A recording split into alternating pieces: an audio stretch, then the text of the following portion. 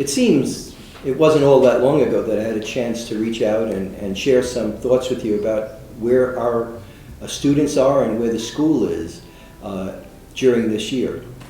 This message isn't so much to talk a whole lot about the school, other than in the big picture of what we're about.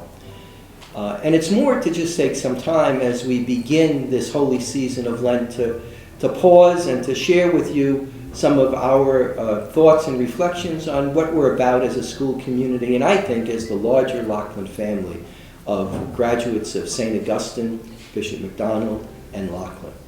You know, here we are 3 days into Lent, and you know, the most powerful messaging, I think, has come across in these past 3 days. And that's what I want to share, kind of reflections on that messaging. And it goes back to the very first day, Ash Wednesday.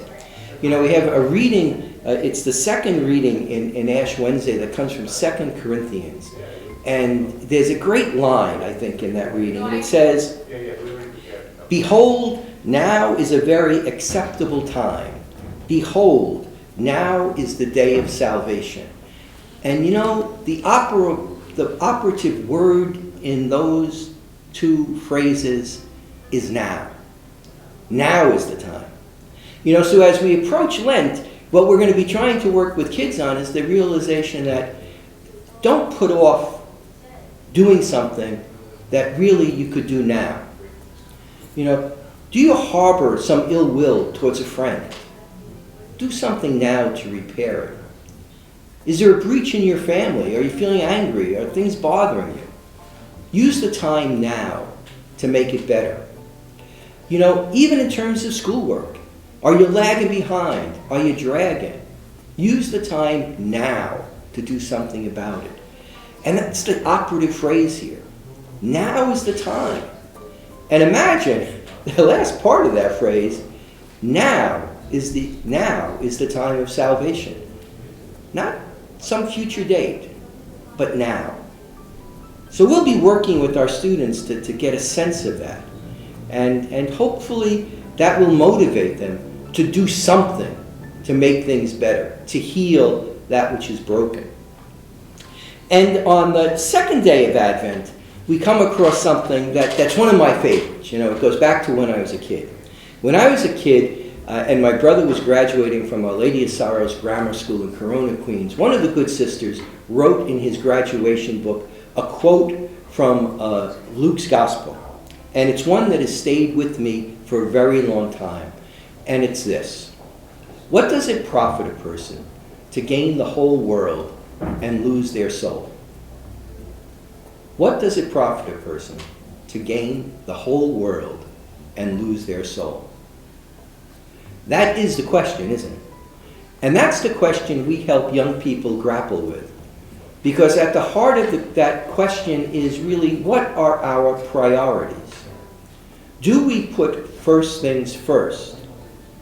You know, love of God and love of neighbor. Is that what motivates us? Is that what causes us and drives us to want to succeed? Not for our own, but for the sake of the other. What does it profit us if we gain everything and along the way we lose who we are?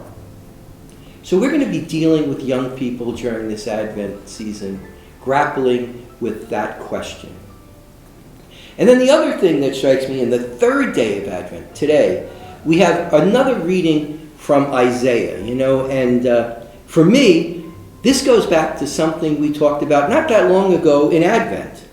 And I think it's a wonderful thing to be mindful of because of its power and because of what it says to us about this season that we're sharing.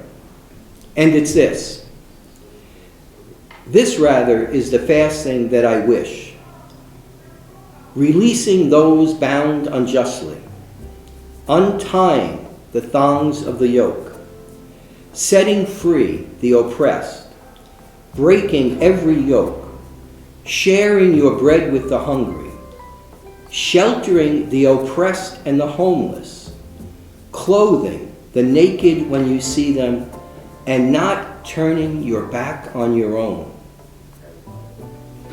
It certainly talks about a justice that's performative. And one of the things that we'll be doing with our young people during Lent is helping them see that faith is not a matter of words, but as James would suggest, that faith without good works is meaningless. So that's the project this Lent. Now, I have a very specific request to make of you. My specific request of you is this: pray for us. Pray for the Loughlin community. Pray that the work we do of working with young people to set it right so that the priorities are the right priorities. So that in the process of learning and striving and getting ahead, they don't lose themselves, but they find themselves. And we need your prayers to accomplish that. So that's what I'm asking you to do for us in the Loughlin community this Lenten season. And I want to also make a promise to you. The promise is this: we're going to pray for you. I hope that this Lent you could find that grace that abounds in places that you expect to find it and in the unexpected. And our prayer for you will be that you find that every day, that you're aware of the ways in which your life has been graced. And so together, we'll have a Lenten season that truly is reflective of the gospel, the good news of Jesus Christ. Live Jesus in our hearts forever. St. John Baptist de La Salle, pray for us.